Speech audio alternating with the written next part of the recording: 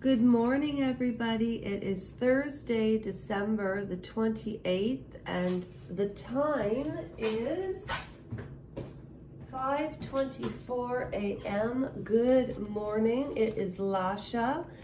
We are going to continue reading Priests and Physicians, the Exorcism of Annelise Micheal.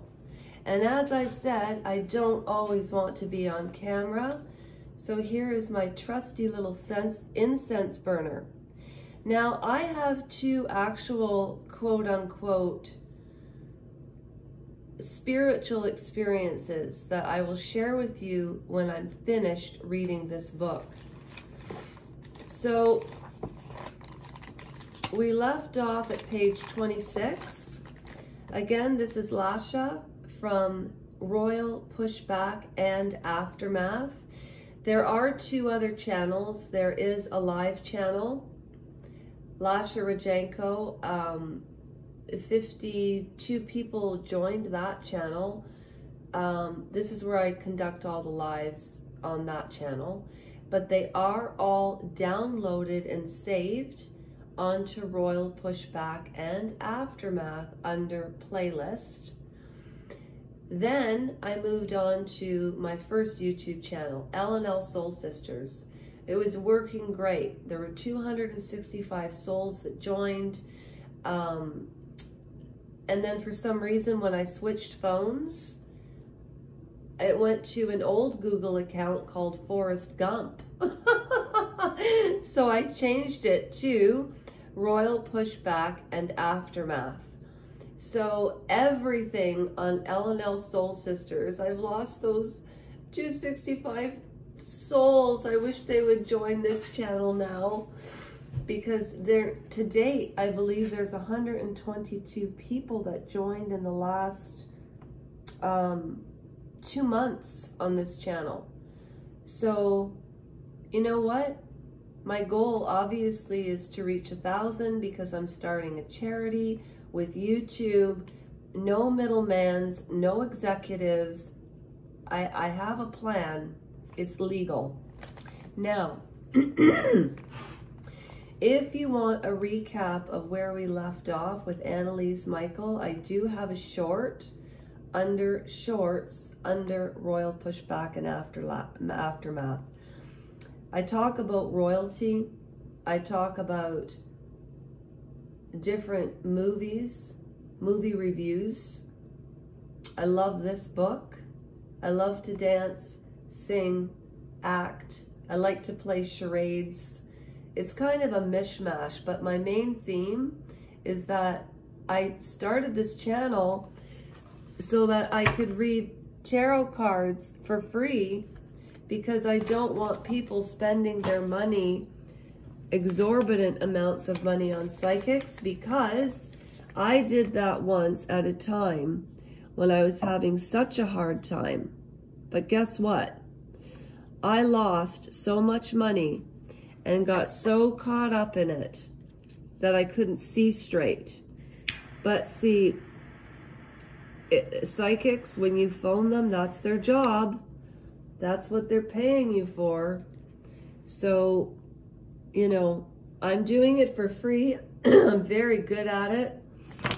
In fact, I was going to put up a reading, the verses reading the Exorcism of Annelise Micheal, but the two do not mix. Now, why is this not working? It does this to me all the time. I love it though. Okay, start smoking. Come on, start smoking. No. That way.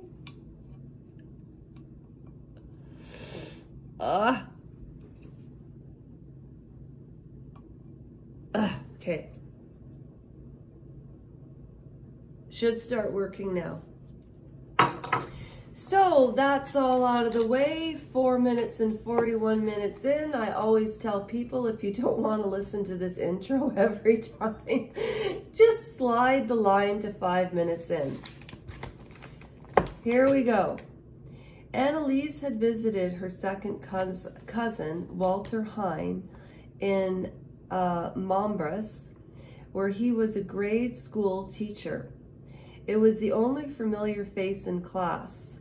And if you remember from the last chapter, she was having, obviously, you know, regular peer pressure about going back to school, being a semester behind, etc. She wanted to talk with someone whom seemed like a trusted friend, like Maria Burdick, for instance, about that strange, unearthly sweetness that she so longed to experience again. And perhaps, maybe, possibly, Maria could also be trusted with that other secret, the secret that made her tremble with dread. Maria did greet her affectionately during the long intermission. She asked about the sanatorium and how she was feeling now, but this conversation drifted to summer fun, to boys, and to what Herr Vorki, the homeroom teacher, had said in his first class. Annelise's heart sank. She had tried being around Maria in these types of topics, but at that point the conversation lagged and Annelise stopped insisting. It was no use.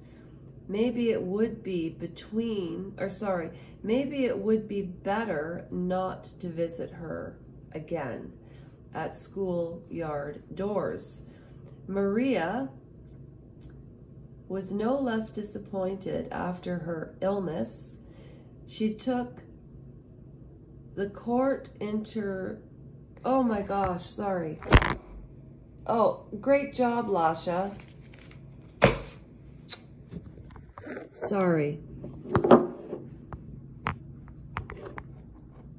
Well, and my thing's out of control. Jeez. Okay. All right. Annelise's new classmates agreed with Maria. She was quiet and serious. Karen Gora stated, a loner if not an outsider. Introverted and dreamy, who participated in silliness or pranks only if we drew her in. So she was a very serious girl. She took her studies serious. She was introverted and shy, possibly a little socially awkward, like an outcast, as they're saying here. Let her try some hashish. The other one laughed until she nearly choked. Most likely she would tell you that hashish was a sin, and that to save somebody would have to do penance for us. What a religious nut. I bet you she'd much rather go to church than to the movies. Don't let Ursula Kurze hear you, another warned them. She thinks Annelise is all right. At her interrogation, the word is scraped out here, plainate was to state, I recognized that she was deeply religious and also lived accordingly. Dejected and alone, Annelise earned only average grades. She was not feeling very well either. The sanatorium had instructed her parents to take her for a checkup a month after her discharge, always worried about her health and anxious to do anything that the physicians thought necessary. On October the 6th of 1970, her mother took her to a specialist for lung disease in Miltenberg, a city close to Klingenberg, which is too small to support any specialists. This was a Dr. Reschelt. I'm not wearing my glasses, sorry. All I ever do is sit around in doctors' offices, Annelise complained. You drag me here, you drag me there, you drag me to another one, then I have to go to a third. I wish I would be rid of the lot of them and just like be like the other girls. Anna felt sorry for her. Now, Anna is her mother, Annelise is the daughter. It was hard for her too, taking time off from the work in the office of the family sawmill and spending days in Miltonburg, waiting for the doctors to examine Annelise for all the good they were doing her. You would think that after such a long time in the sanatorium, she would finally be healthy. But if this Dr. Ratchet, it's like Dr. Ratchet, thought that Annelise also needed an internist to look at her, then they would have to do it. Better was better, okay? There is no record of what Dr. whatever his name is, the internist suggested should be done about Annelise's circulatory problems. But he was also interested in the seizures and wrote a note concerning them to Micheal's family physicians, Dr. VOGT, since Annelise had had numerous seizures that year. He said something ought to be done about them. Her mother seemed to think that they had to do with the girls. The mother seemed to think that everything had to do with Annelise's circulation. But of course, he could not concur with that, so he didn't agree. The family should take her to a neurologist. Dr. P may have been in a hurry to do other things that day. Not only had he exaggerated the number of seizures, there had only been 2, and that's what I said in my last reading. In 1970, one in June, and the other at the end of the school year in June. He also labeled them apologetic. Now, whatever was ailing Annelise, it was most certainly had not been a stroke. Dr. V apparently did not think that a consultation with the neurologist was necessary at this time, according to Anna, the mother. However, he did prescribe her some sort of anticonvulsant. There is nothing to indicate that Annelise took it very long, but she was generally not well while she was on the medication. She was plagued by a succession of brief absences, accompanied by depression. It became hard for her to concentrate on her increasingly difficult homework. I wish I could find out what the medication was. I'll go through it later on today. So that's at least a good 10-minute read. And here I am. I have my nightgown on, a coat, and I wanted to put a little red in my hair just to, you know, I'm 52 and maybe I'm going through a midlife crisis, but I'm so tired. Aren't those beautiful? You know, I love to wake up at this time of the day and look at my Buddha and get my gratitude journal, which is right here, and read a little bit. And I really hope you enjoyed that chapter. And since I'm here already, I might as well just keep going here. So today's my mother's birthday. That's why I'm up early all the time. So today, I love pencils, is Thursday, December 28th of 2023. It'll never happen again. Mom's birthday. And this is my gratitude journal and my to-do list journal. What am I grateful for today?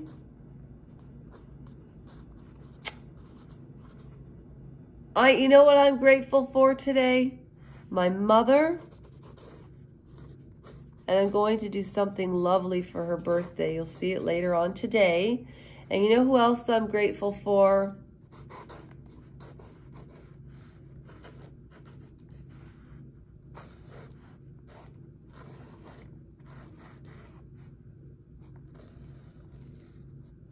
Now, if I had time and I could, you know, stop and block, I really am grateful to all of you, because without all of you, and I know only 5% come to watch and return, but do you know what? That 5% is 5%. You know, just because there's not 250,000 of us on this channel yet, I don't know if I even want it to grow that much.